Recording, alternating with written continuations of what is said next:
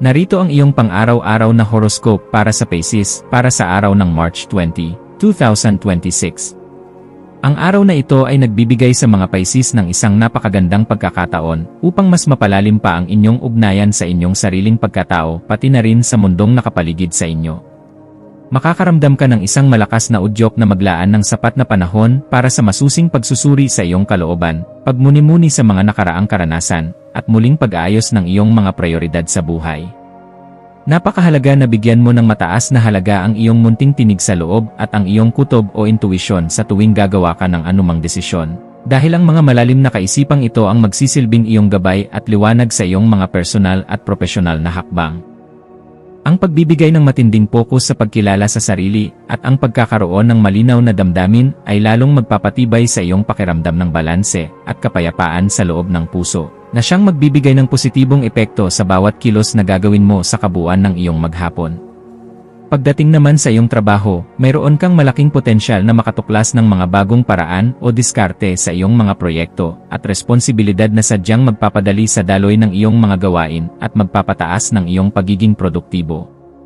Bilang isang Pisces, maaari mong ipakita ang iyong angking pagkamalikhain at ang iyong mga makabagong ideya na siguradong hahangaan ng iyong mga kasamahan at magbibigay ng isang napakagandang impluensya sa iyong kapaligiran sa opisina. Ang pagiging maagap sa paghahanap ng mga solusyon sa mga hamon at ang pananatiling bukas ang isipan sa pakikipagtulungan sa iba ay magbubunga ng mga matagumpay na resulta at lalong magpapataas ng iyong tiwala sa iyong sariling kakayahan. Kapag ibinahagi mo ang iyong mga naiisip ng may lakas ng loob, mas mabilis mong makakamit ang iyong mga layunin sa karera. Sa usapin ng iyong kalusugan, ang iyong atensyon ay dapat nakatuon sa iyong kabuuang kagalingan o well-being, kaya naman ang pagbabalanse sa iyong mental, emosyonal, at pisikal na kalusugan ay sadyang napakahalaga ngayon. Ang mga magaan na ehersisyo gaya ng pag-uunat ng katawan, paglalakad-lakad, o kaya naman ay pagsasagawa ng yoga ay malaking tulong upang mapanatili ang lambot ng iyong katawan at ang iyong mataas na antas ng enerhiya. Samantala, ang pagsasanay ng pananahimik ng isip o mga paraan ng tamang paghinga ay makakapagbigay sa iyo ng matinding kalmado at linaw ng pag-isip sa gitna ng abalang araw. Ang pagkain ng mga masusustansyang pagkain at ang pagsisigurong sapat ang iniinom mong tubig ay magbibigay sa iyo ng kailangang sigla at isang mas masayang pananaw sa lahat ng iyong gagawin. Pagdating sa aspeto ng iyong pera, makikita ang isang magandang pagkakataon upang mas maayos mong mapamahalaan ang iyong mga yaman at makagawa ng mga matalinong desisyon pagdating sa pananalapi.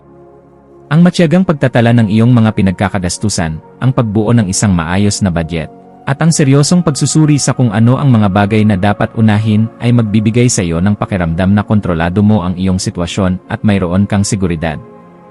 Ang araw na ito ay tunay na mainam para simulan ang pagpaplano para sa iyong mga pangmatagalang ipon o mga pamumuhunan na sadyang magdudulot ng katatagan sa pera at katahimikan ng isip para sa iyong kinabukasan. Kapag disiplinado ka sa iyong bulsa, mas magiging panatag ka sa anumang hamon na darating.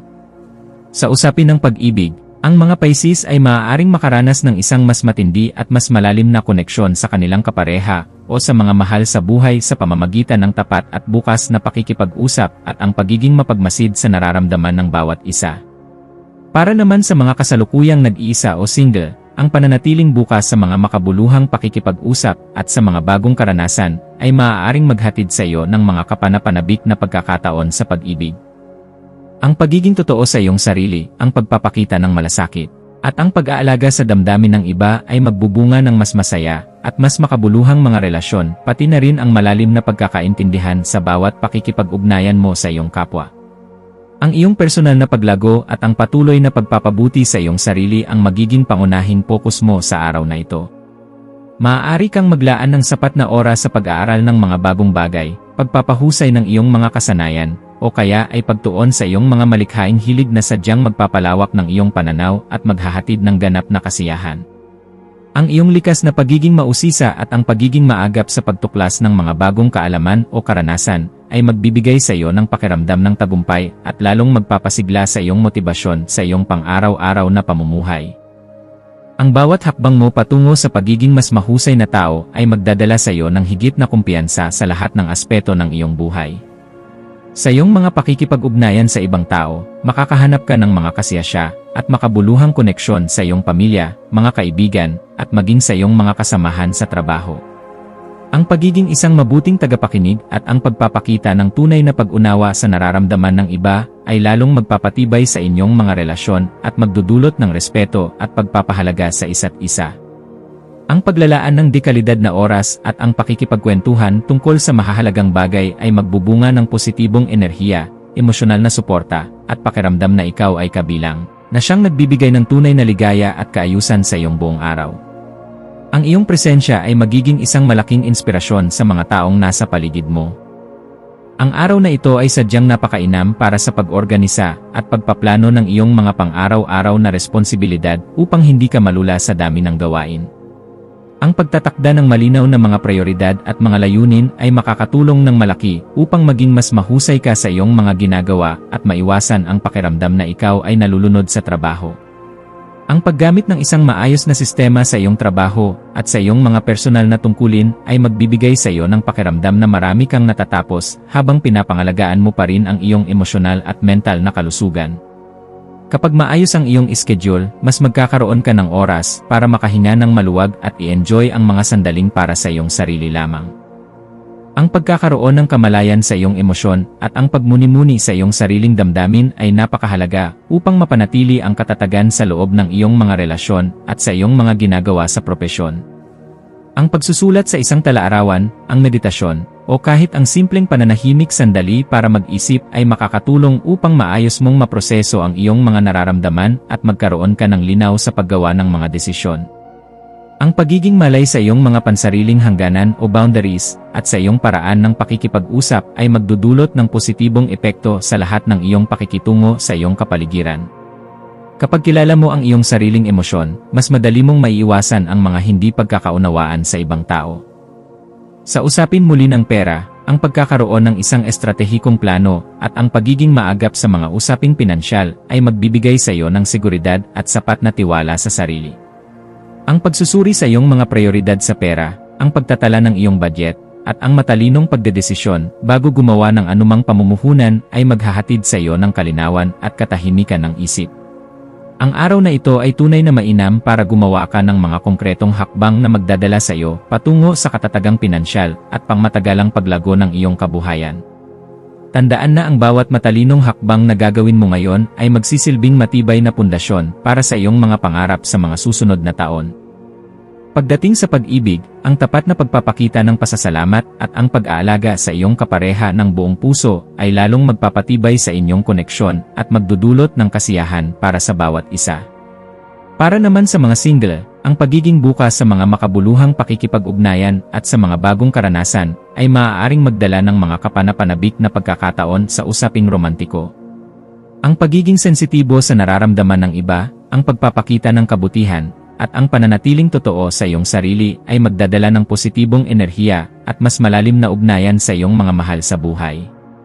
Ang pag-ibig ay lalong gumaganda kapag ito ay inaalagaan ng may tapat na malasakit at sapat na atensyon sa maliliit na detalye. Ang pagmuni-muni sa sarili at ang pagkakaroon ng sapat na kamalayan sa iyong mga ikinikilos ay malaking tulong sa paggawa ng mga desisyong may sapat na basehan sa iyong personal na buhay at sa iyong trabaho. Ang pagtukoy sa iyong mga kalakasan at sa mga bahagi na kailangan mo pang pagbutihin ay magbibigay sa iyo ng linaw at lalong magpapatatag ng iyong kumpiyansa sa pag-abot ng iyong mga mithiin sa buhay. Ang araw na ito ay tunay na mainam para magtakda ka ng mga malinaw na hangarin at gumawa ng mga praktikal na hakbang patungo sa iyong pansariling paglago at ganap na kaligayahan. Huwag mong katakutan ang iyong mga kahinaan, bagkus ay gamitin mo itong inspirasyon upang mas lalo mo pang mapaghusay ang iyong sariling pagkatao. Ang iyong mga malikhaing hangarin at mga libangan ay siguradong magdudulot sa iyo ng ligaya, inspirasyon, at pakiramdam ng tagumpay sa iyong mga ginagawa. Ang paglalaan ng sapat na oras sa mga masining na aktibidad gaya ng pagsusulat, pagpipinta, musika, o paggawa ng anumang sining o handicrafts ay makakapagpasigla sa iyong isipan at magbibigay ng positibong enerhiya sa iyong buong pagkatao. Ang pagsasama ng iyong pagiging malikhain sa iyong pakikipag-ugnayan sa ibang tao, pati na sa iyong trabaho, ay magbubukas ng maraming pinto para sa mga bagong oportunidad at lalong magpapalakas sa iyong pakikilahok sa iyong kapaligiran, habang nagdadala ito sa iyo ng matinding kasiyahan at pakiramdam na marami kang nagawa. Ang pagkakaroon ng isang pangkalahatan o holistic na diskarte sa araw na ito ay lalong magpapalakas sa iyong pakiramdam ng balanse sa pagitan ng iyong trabaho, personal na buhay, at iyong mga ugnayan sa ibang tao. Ang paggamit ng iyong mga likas na kalakasan gaya ng pagmamalasakit o empathy, ang iyong matalas na intuisyon, at ang kakayahan mong makiangkop sa sitwasyon ay magbubunga ng mga positibong resulta at magbibigay sa iyo ng ganap na kasiyahan sa kabuuan ng iyong maghapon. Ang pagkakaroon ng isang maagap na pananaw, ang pagpapahalaga sa iyong sarili at sa ibang tao, at ang pakikilahok sa mga makabuluhang aktibidad ay magdadala sa iyo ng pakiramdam ng kaayusan at paglago bilang isang tao. Ang pangkalahatang enerhiya ng araw na ito ay sadyang nakatuon sa pagmuni-muni, sa pagkakaroon ng kamalayan sa emosyon, at sa paggamit ng iyong pagkamalikhain. Ang pagiging maagap, organisado, at handang tumanggap ng mga oportunidad ay lalong magpapatatag ng iyong kumpiyansa at magbibigay sa iyo ng pakiramdam ng tagumpay sa bawat gawain mo. Ang pagtutok sa pag-aalaga sa iyong sarili, sa pagkakaroon ng mga makabuluhang ugnayan, at sa iyong personal na paglago ay magdudulot ng ganap na kasiyahan at positibong epekto sa iyong pang-araw-araw na pamumuhay, habang lalo nitong pinapalakas ang iyong katatagan at ang iyong kapayapaan sa loob ng iyong puso. Ang iyong mga maswerteng numero para sa araw na ito ay 4, 9, at 11, na siyang magsisilbing gabay mo sa iyong mga gagawing desisyon.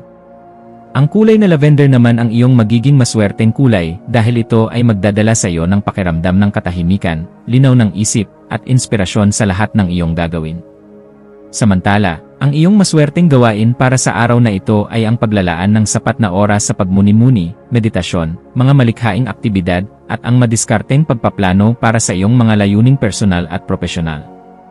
Ang pagpapakita ng tunay na malasakit sa iyong mga mahal sa buhay, at ang pagiging mapagmasid sa iyong sariling kutob ay siguradong magpapalakas ng kaayusan at positibong enerhiya sa kabuuan ng iyong buong maghapon.